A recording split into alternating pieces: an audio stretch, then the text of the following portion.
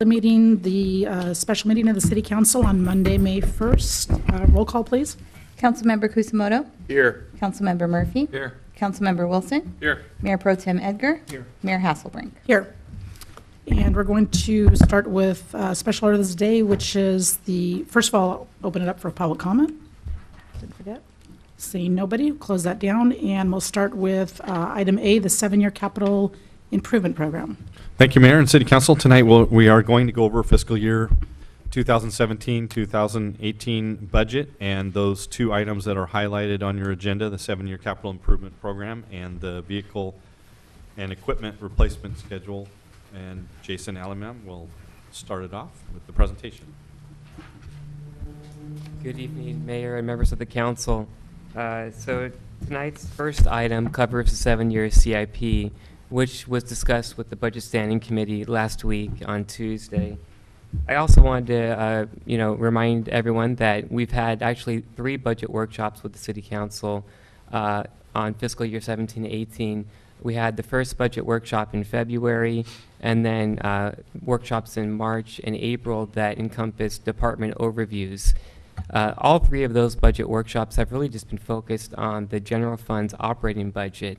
And so tonight's 2 items are really looking at the other side of the budget, the capital side. So the first item is the 7-year capital improvement program. And so the CIP, or capital improvement program, is a 7-year planning document. The first year includes the items that will be included in the proposed annual operating budget for the upcoming fiscal year. I wanted to point out that capital projects that are currently budgeted in the current year, in fiscal year 16-17, are not included in the upcoming 7-year because they've already been budgeted and accounted for. So for example, the Los Alamitos Boulevard Improvement Project has already been budgeted, so that's not reflected in the upcoming 7-year CIP. But obviously, it won't be finished by June 30th, and so unexpended amounts will just be carried over into the next fiscal year. After this item, we have a separate item that will cover the vehicle and equipment fund. But at this time, I will turn it over to Dave Hunt to go through the 7-year CIP. All right, thank you, Jason. So what we have here is, like I say, a 7-year CIP. The 7 years dictated by OCTA as part of the Measure M funding. You'll see some projects on here that are wish list projects, and those are there if special funds become available and we want to apply for those for certain, like a bridges or a pedestrian bridge or just something, major. We don't have it on our 7-year plan. OCTA says, well, you haven't even been thinking about that. Why should we give you any money for it?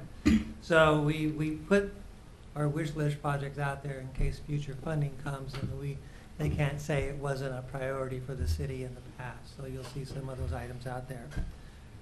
On the first page, we have it broken down in various categories, but the main one is streets and drainage. On the first page, you'll see items in green. Those are the ones that we are funding for this year, that we're proposing to fund.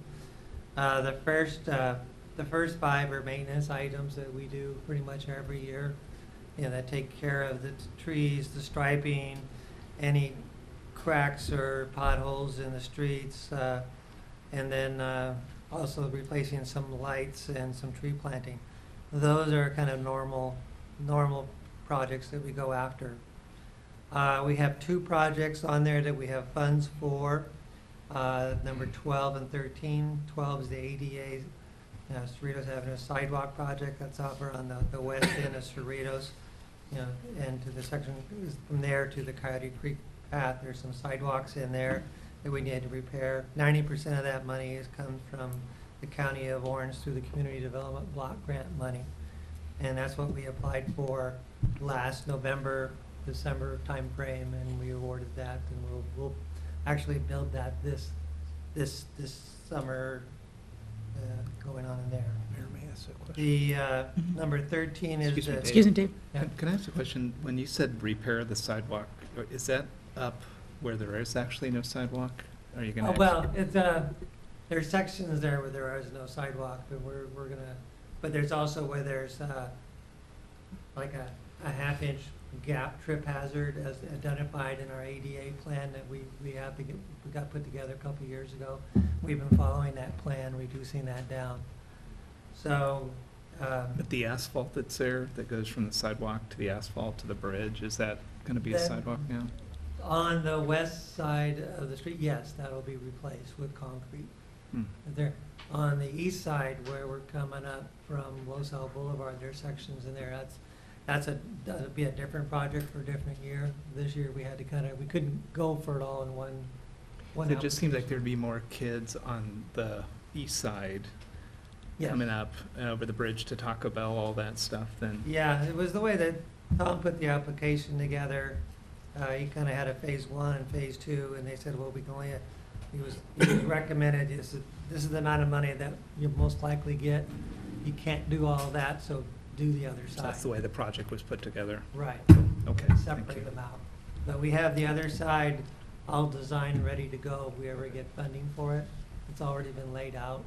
Okay. And it's more expensive because that sidewalk, we widen it out, we have to put a small retaining wall on the one side with a railing on it because it's kind of a steep drop off. Yeah, But it does definitely need to be done, okay, okay? thank you. So that's in there. Number 13 is the Brigham Street widening project. That is a developer deposit that was deposited at the city in 2008, I Mhm. believe. And since the hotel site is potentially, going forward, we're making them widen the street. We're gonna then widen the street down in here. It was predetermined it was widened. Developer at the time said, I'll let the city do it, and gave us like $148,000 to do that and to move the Edison poles back into the further back in the right of way to allow the street to widen up.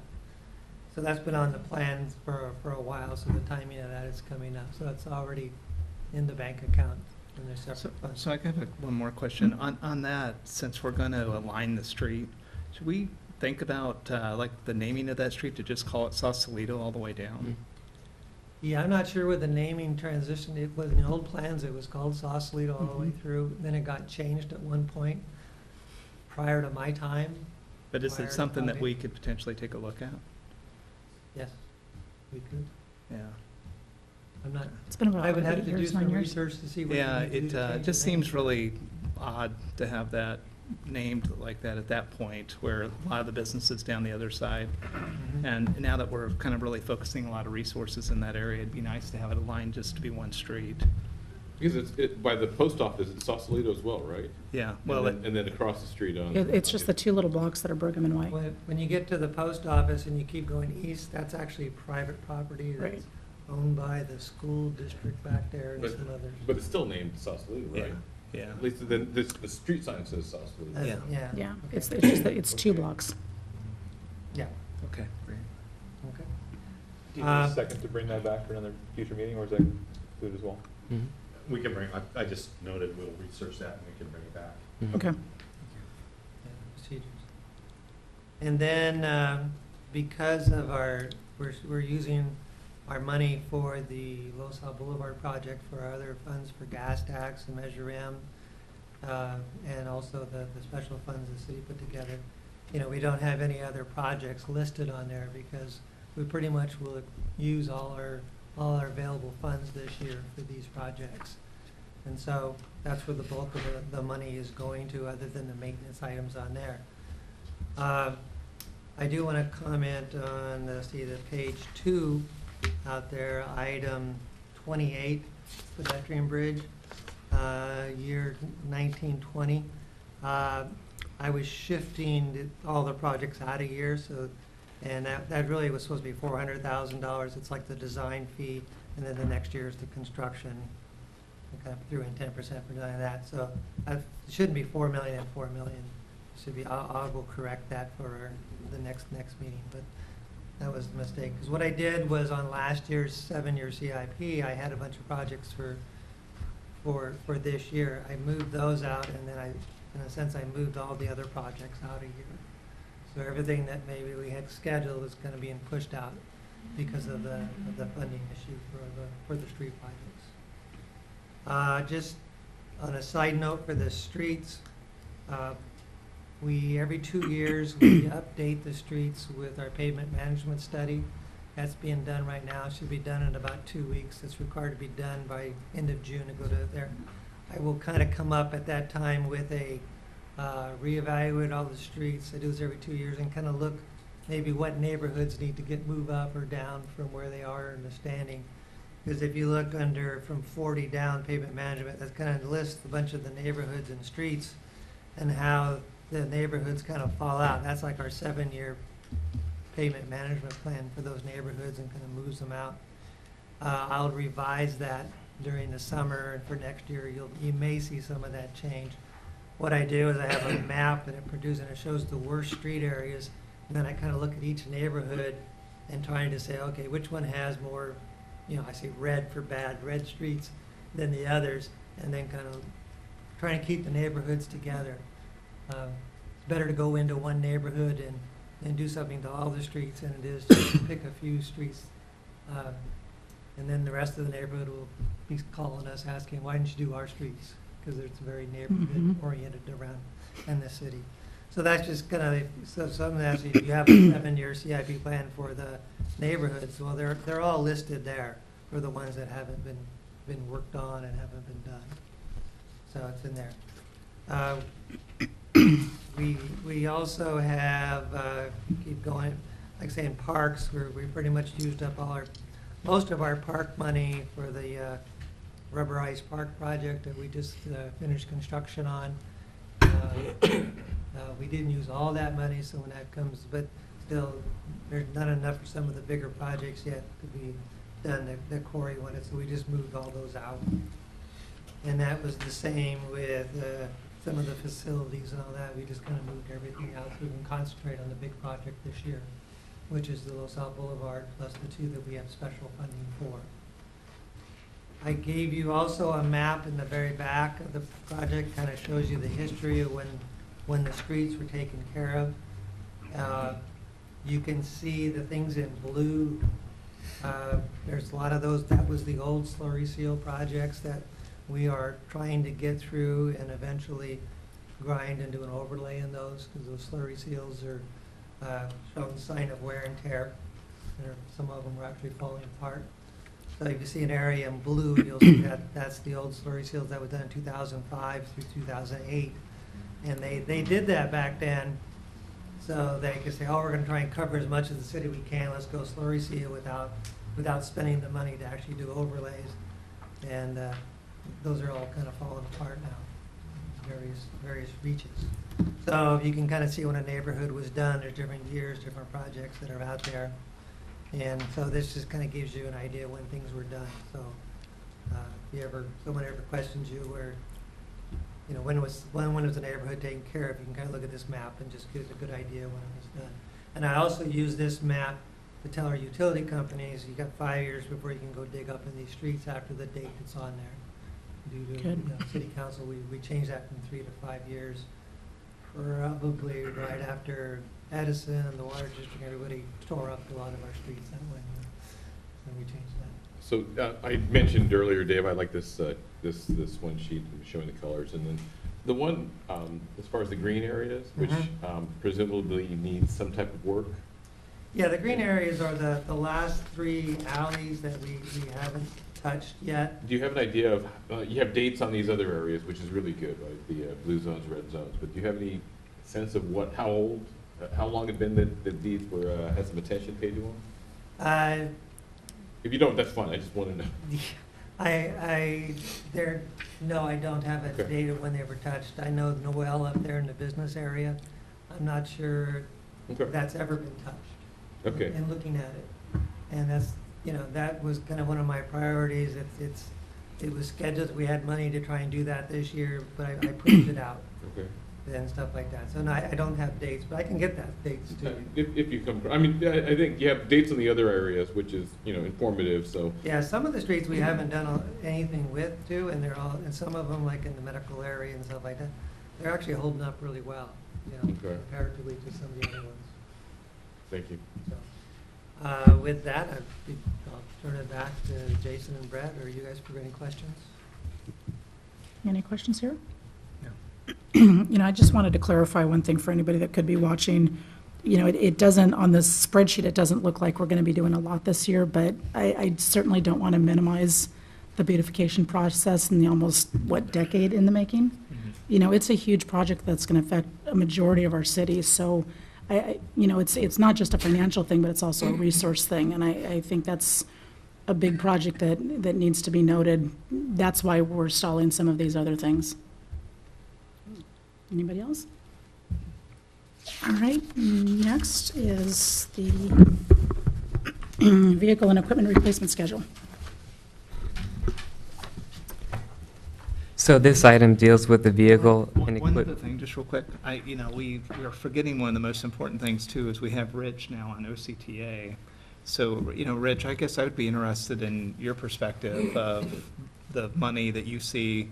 It's very rare that our city has had somebody like you being on that board, and so what is your take? Do you think that there's anything out there that we should be focused on? I don't know yet. We're getting our first crack at the budget this month, so we'll have a long workshop in a week to go over where, what the possibilities are. Oh, okay. So I can report back to you then. Yeah, that'd be good. Yeah, I will point out that in OCTA in around September, they produce their projects that you can apply for special funding for. And it can be a wide variety of things, and that's probably what you'll be talking about. And then we have a deadline of October 28th to apply for those. So sometimes they'll come up and they'll have special funds that they want to see done for certain types of projects. And we won't want to know what those are until September as city staff. You may get Okay. a hint of what that is. And I noticed the city manager met with Michelle Steele, our supervisor, and the topics that you talked about seemed to be what could she do directly for us. But I was hoping maybe between Rich and you could see what she could indirectly do, because that's 2 votes on the board right there. Yeah, I agree, that's important. to do. Where she might not be able to help us direct on a lot of things, maybe we can find a compromise. Partner together. Yeah. We also may have the possibility, we talked about with Additional gas tax monies that's going to come into the city, possibly setting that aside for future seed money for going back to look at Cerritos Boulevard again, the resurfacing of that street. And because we've allocated the majority of funds on the CIP, as the mayor mentioned, on the Los Al beautification project, we're looking for seed money. So those type of funding from OCTA and gas tax, anything additional that we can set aside and recommend to the council that we use for matching, we want to start building up the matching funds again too. And it's typically a 50% match for OCTA. Wow. Typically. Yeah.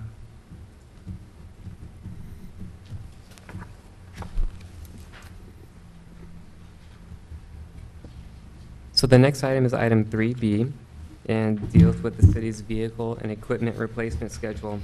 So in March of every year, the city, goes out and inspects its vehicles and equipment and identifies those vehicles and equipment items that are due for replacement in the upcoming fiscal year. And so based upon the results of that assessment, attached to the staff report is the updated vehicle and equipment replacement schedule. I included the current year list of vehicles that are scheduled to be replaced to show that, in 16-17, there's 7 police vehicles that are slated for replacement, and those vehicles are funded with a Wells Fargo financing. And because the city has done a good job at replacing its vehicles, at this time, there's only one vehicle that is recommended for replacement. It's the 2005 Chevy Impala. And so based upon the mileage and the condition of the vehicle, it's recommended that it be replaced. But the Watch Commander's 2012 Chevy Tahoe, which is scheduled to be replaced in the current year in 16-17, could be used and repurposed to replace the 2005 Chevy Impala. There would be minimal cost to return the Chevy Tahoe to non-patrol use, and therefore the cost to repurpose it could be absorbed within the normal operating budget of the vehicle and equipment fund. The city also noted, we have, 4 CNG vehicles, compressed natural gas vehicles, that were purchased between 1999 and 2004. And several of those tanks have or will soon reach the end of their useful life. And so Development Services is currently working on inspecting those vehicles and determining which tanks have expired, how much it would cost to replace those tanks. And we'll be bringing back an item later this fiscal year with a recommendation. Some of those vehicles just aren't simply being used often enough. In fact, the vehicle with the highest mileage only has 45,000 miles on it, and the vehicle with the lowest mileage has 25,000. So we're analyzing the needs of the city and whether or not there is an actual need for those vehicles, and if not, possibly one of the other police vehicles that's being retired from patrol could be repurposed for these administrative vehicles. Excuse me, I have a question. So, do we know why the CNGs aren't being used? You're talking about the CNG Right. vehicles? I think it's just, the mileage may be low just because it's used just within the city. So if, city staff has to run down to Costco to get something, they'll use the one of those fleet vehicles. It's just, I think it just has to do with the city, being only 2 miles square. And then the fact that it's possible, employees are just using their own vehicles when they need to run errands here and there. Thank you. So with that, I've attached to the staff report a budgetary schedule that also outlines the 17-18 operating budget of the Vehicle and Equipment Fund, and also provided some historical information as well. And this item was also discussed with the Budget Standing Committee last week on Tuesday. And with that, I'm here to answer any questions. Any questions? All good. I think we're good. Wow. So are we done? That's it, right? All right, we'll go ahead and adjourn the meeting.